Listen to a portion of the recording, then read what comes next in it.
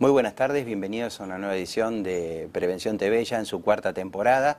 Este es un tema que realmente la gente nos ha solicitado bastante cuando nos encuentra por la calle, que es el tema prostático, ¿no? En realidad estamos en deuda hace un tiempo con este tema. Sí, el tema prostático es un tema que afecta, por así como el cáncer de mama es tan frecuente en la mujer, la espada de Damocles de los hombres es el tema de la próstata. Entonces hemos decidido con Fernando en el día de la fecha convocar al doctor Cabral, que es especialista en urología, para que nos ilustre sobre el tema de la próstata. Hay un montón de preguntas que uno quisiera hacerle al urólogo y que bueno, vamos a aprovechar la presencia del doctor Cabral acá para tratar de solucionar todas esas dudas que ustedes tienen. Tras un breve corte, Fernando va a estar entrevistando al doctor Cabral.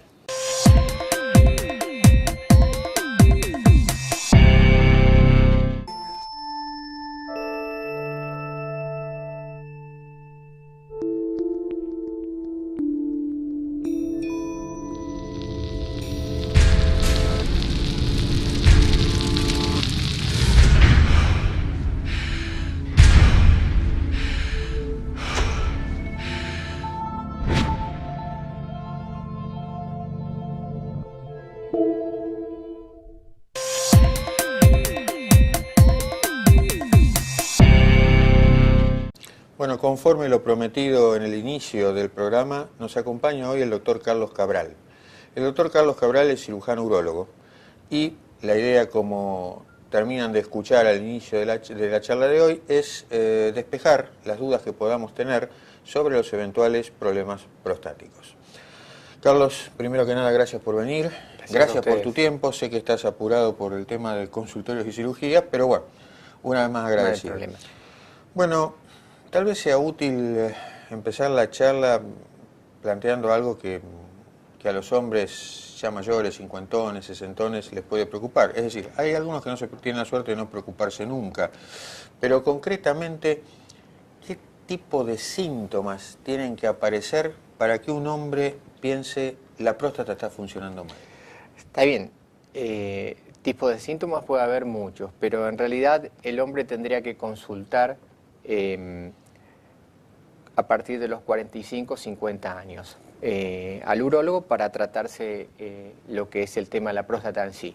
Es decir, tiene que existir, en principio y para la audiencia en general, uno no debiera esperar síntomas, sino que debiera adoptar la costumbre de, pasada cierta edad, de la misma manera que una mujer hace una colposcopía, un hombre tiene que ir a una consulta. Exactamente. Normalmente los pacientes que tienen familiar directo con cáncer de próstata deben consultar a partir de los 45 años. Los que no tienen familiar directo con cáncer de próstata deben consultar a partir de los 50, ¿sí? Tengan o no tengan síntomas. Los síntomas de la próstata se pueden clasificar en dos formas, tanto irritativos como obstructivos, ¿sí? El irritativo es disuria, polaquiuria, urgencia miccional. El doctor, cuando dice disuria, se refiere a dolor al orinar, y cuando dice polaquiuria se refiere a necesidad de orinar a cada ratito. Está bien, urgencia, o sea, le agarran ganas de orinar y no puede contener esas ganas y tiene que ir corriendo al baño, ¿sí? Y después también hay síntomas obstructivos, que es esfuerzo miccional, tiene que hacer fuerza con su abdomen, con su pared abdominal para poder orinar, el chorro fino, goteo postmiccional, todo eso es un síntoma obstructivo. Pero esto no tiene nada que ver con lo que es el cáncer de próstata, ¿sí? El cáncer de próstata puede dar o no dar síntomas. Al inicio nunca da síntomas, motivo por el cual es bueno que el paciente consulte, ¿sí? El cáncer de próstata da síntomas cuando ya es muy tardío, ¿sí? Y los síntomas que da son patología también obstructiva, o sea, la próstata se agranda de tal forma en la cual el paciente tiene cada vez más complicación para poder orinar, y ahí es cuando a veces consulta, ¿sí? O consulta por dolores óseos, ¿sí? Eso es posiblemente porque pueda llegar a tener metástasis, siempre hablando de cáncer de próstata, ¿no? Entonces, acá para rescatar, primero que nada, no podemos esperar síntomas tempranos de un cáncer de próstata. Si da síntomas, el cáncer, llegamos tarde. Sí. Segundo punto, y si bien lo que dijiste fue claro, contundente, no hay mucha vuelta, cuando uno tiene un familiar directo con cáncer de próstata, entiéndase por esto padre, hermanos, se impone una consulta en una etapa relativamente precoz de la vida. El doctor habló de 45 años, un poco más avanzado cuando tenemos un poco más de edad, pero digamos, el hecho de que aparezcan los síntomas esporádicamente, Sí. sean obstructivos o sean irritativos, Sí. ¿tiene alguna importancia? Es decir, ¿el paciente debe alarmarse si los síntomas son más o menos continuos o si...? No, el paciente debe alarmarse si los síntomas son más o menos continuos, y una vez que llega a la consulta se hace un diagnóstico diferencial de qué es verdaderamente lo que le pasa. No siempre que tenga algún síntoma va a ser un cáncer de próstata, obviamente puede ser un adenoma de próstata. ¿Qué es un adenoma de próstata? Es la próstata agrandada, nada más que eso, ¿sí? En ese caso sí, tiene todos los síntomas, tanto como irritativos u obstructivos. Y se puede tratar médicamente, se puede tratar quirúrgicamente. El inicio, el chequeo en un paciente de edad de 50 años, el cual viene a la consulta, fundamentalmente se basa en tres cosas. El PSA, que es un antígeno prostático específico, que después, si querés, te explico un poco más. Una ecografía renal y vésico-prostática y un tacto rectal. Dame 2 minutitos porque yo creo que ahí, digamos, el PSA es todo un tema. Es todo un tema. Todo un tema en sí.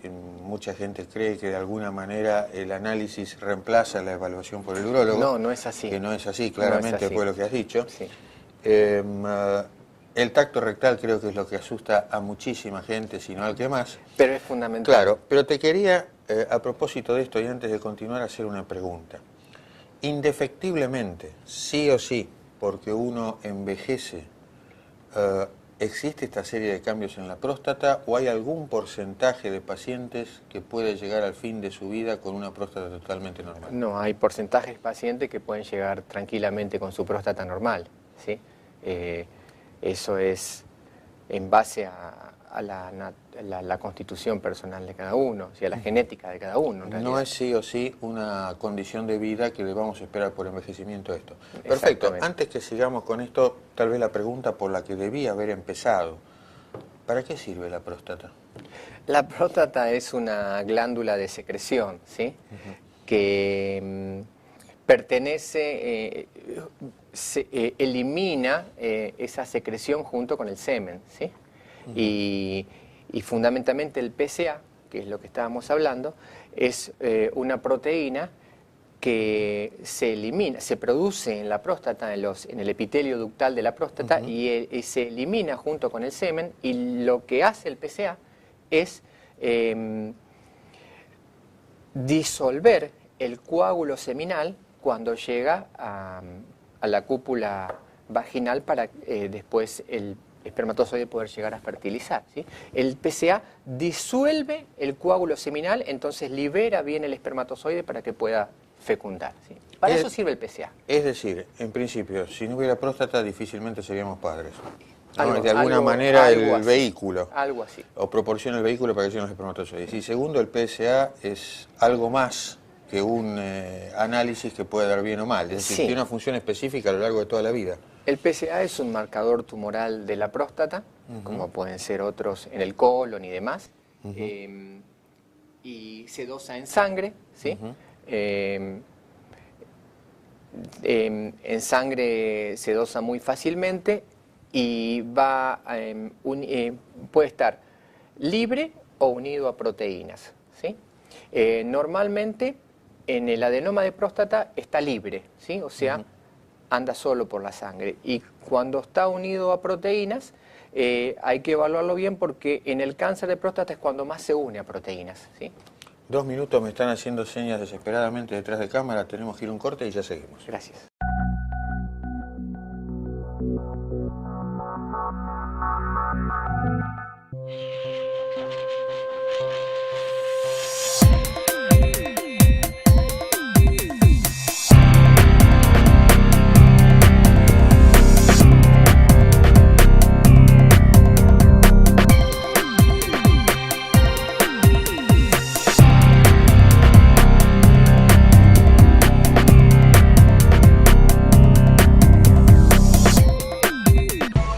Desde que usted contrata una cobertura médica hasta que comienza a utilizarla, todas las empresas son iguales.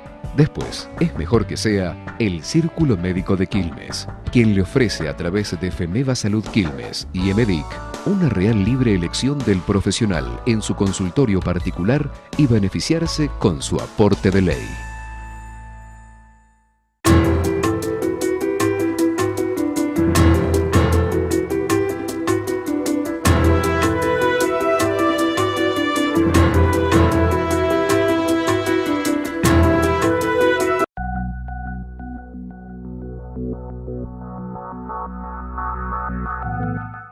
Bueno, lo del PSA, volviendo del corte, es un tema sumamente interesante porque a mí como cardiólogo me pasa en el consultorio, doctor, vamos a hacer el chequeo, póngame el de la próstata. El de la próstata, el PSA. ¿No?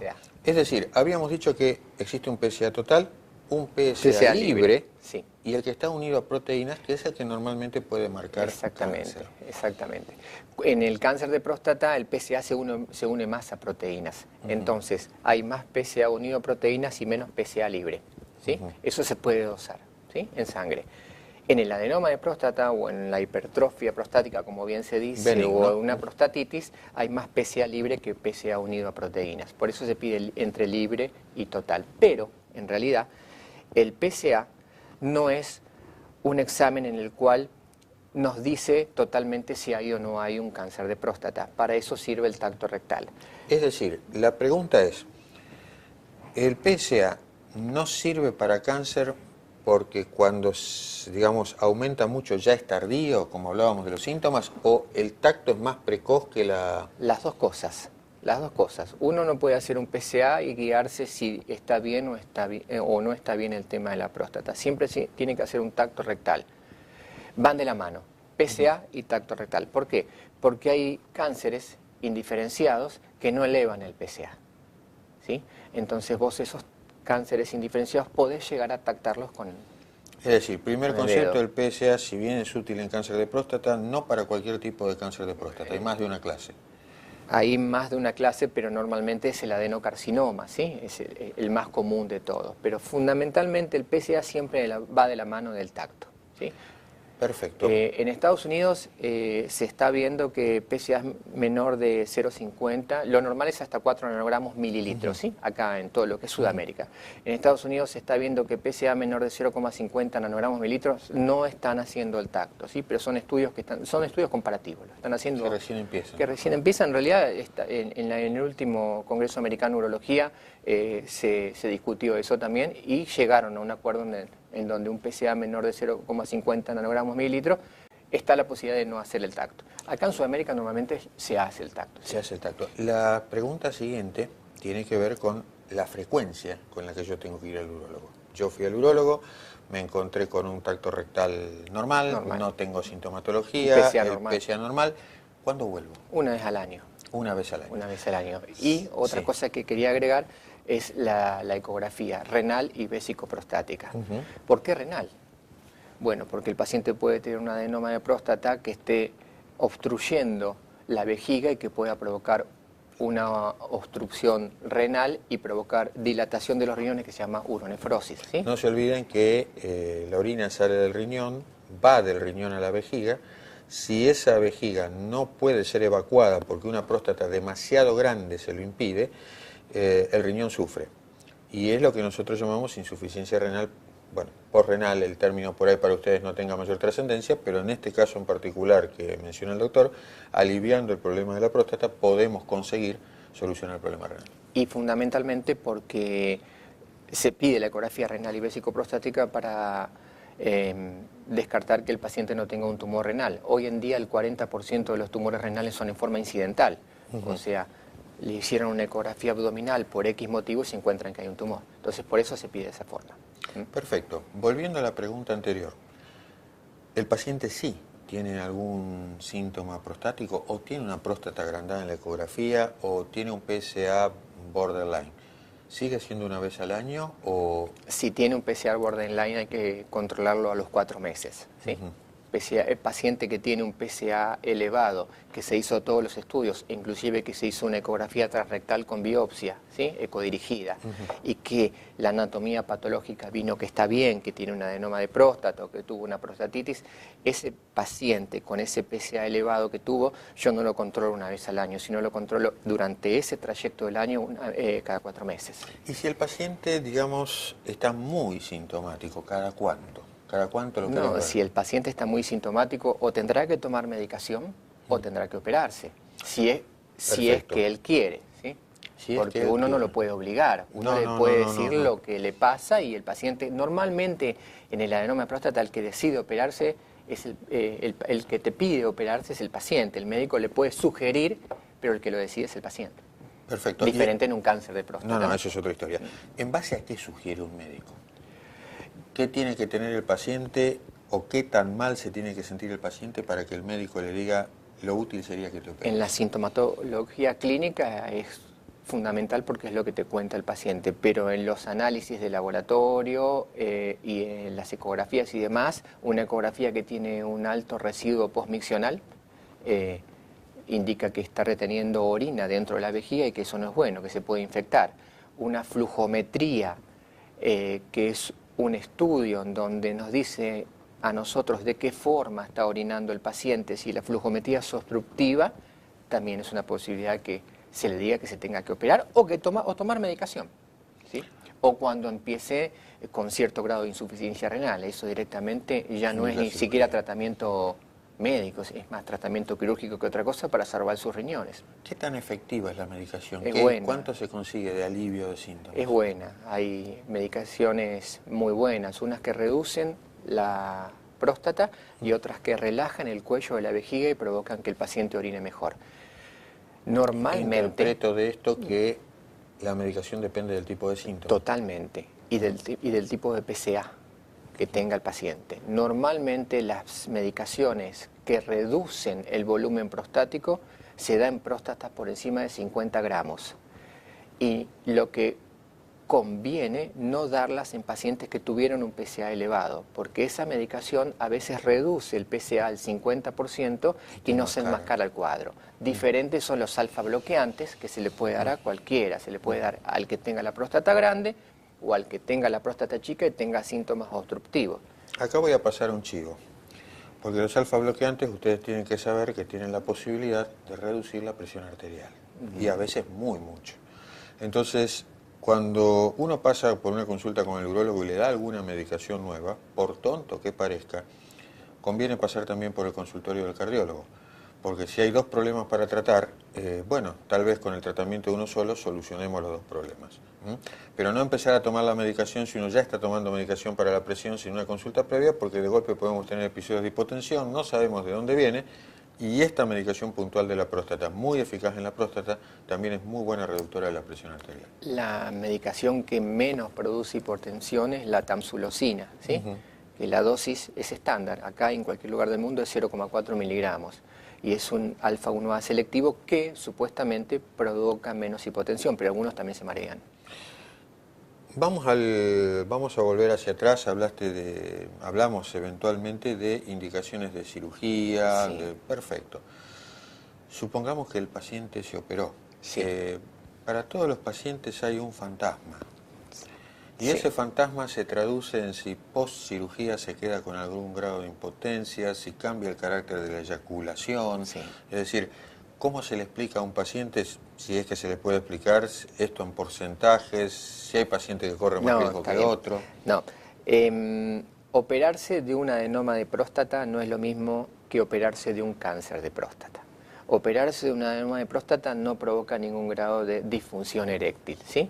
Lo único que sucede es que cuando el paciente tiene una eyaculación, no la va a ver, sino que tiene una retroeyaculación. El semen va a ir hacia la vejiga y después lo va a orinar. Eso Perfecto. es cuando uno se opera de un adenoma de próstata. Vos imaginate, y además, cuando uno se opera de un adenoma de próstata, tiene que consultar una vez al año al urólogo, porque no es que se saca la próstata entera, se saca lo crecido de la próstata, lo agrandado. Para decir burdamente, yo siempre le digo a los pacientes lo mismo. Imagínense que a una naranja le saco los gajos y le dejo la cáscara, ¿sí? Esa cáscara es próstata. Y, oh casualidad, en el 70% de los pacientes el cáncer de próstata se produce en la periferia, motivo por el cual hay que verlo igual, ¿sí? Diferente es si uno se opera de un cáncer de próstata, porque ahí se saca la próstata entera y se une la vejiga con la uretra. En ese caso puede haber, no necesariamente, impotencia, e inclusive a veces hasta cierto grado de incontinencia. No es lo que más común se está viendo, porque cada vez hay técnicas que tratan de tener menos grado de impotencia y menos grado de incontinencia, pero puede suceder. Una pregunta última, porque nos vuelven a hacer señas ya. Paciente con cáncer de próstata, suponiendo que no sea un caso terminal, Sí.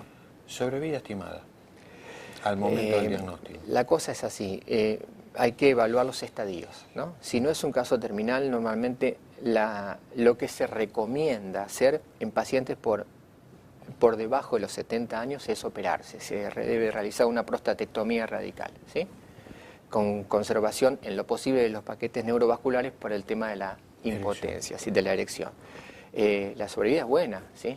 La sobrevida es buena, puede ser curado totalmente y no tener ningún problema. Diferentes los pacientes que ya tienen determinado grado de metástasis y demás. La cirugía no es lo único que se puede llegar a hacer. Se puede hacer radioterapia, que hay muchas, ¿sí? O se puede hacer braquiterapias, que son colocación de semillas de hígado radioactivo dentro de la próstata. Hay muchas formas de tratar un cáncer de próstata. Hoy en día, en un paciente con menor de 70 años, con un cáncer de próstata localizado, el gold estándar es la prostatectomía radical. Después viene todo lo demás.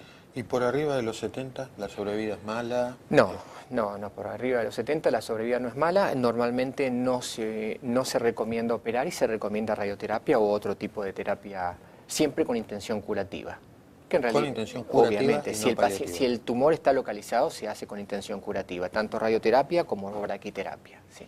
Ok, Carlos, nos siguen haciendo señas. Muchísimas gracias por Gracias tu a tiempo. ustedes. Seguramente vamos a tener alguna charla extra de otro tema que nos preguntan los pacientes y las mujeres de los pacientes, Está que bien. es la disfunción eréctil. Está bien. Uno como cardiólogo, digamos, puede aclarar algunos puntos, los otros son resortes de la urología. Gracias una vez más por tu tiempo. Muchas gracias. Luego de un breve corte estamos con el final del programa.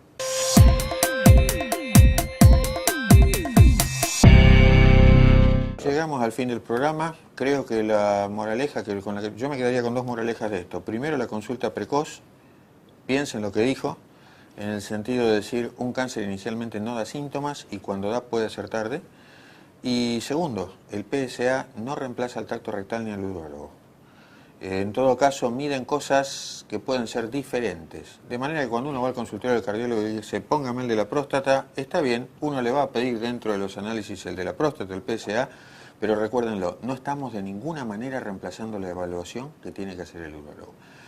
Bueno, dicho esto, no me queda más que agradecerle la fidelidad, las muestras de cariño constantes casi que uno recibe, recordarles que el programa está en la web, están en Facebook, recordarles que a través de este medio podemos contestar todas aquellas dudas que hayan quedado o transmitírselas directamente al doctor Cabral. Agradecerle también a él una vez más por su presencia y a todos los sponsors que hacen posible que el programa salga al aire. Sin mucho más, muy buenas tardes y muchísimas gracias. Muy buenas tardes y hasta el próximo programa.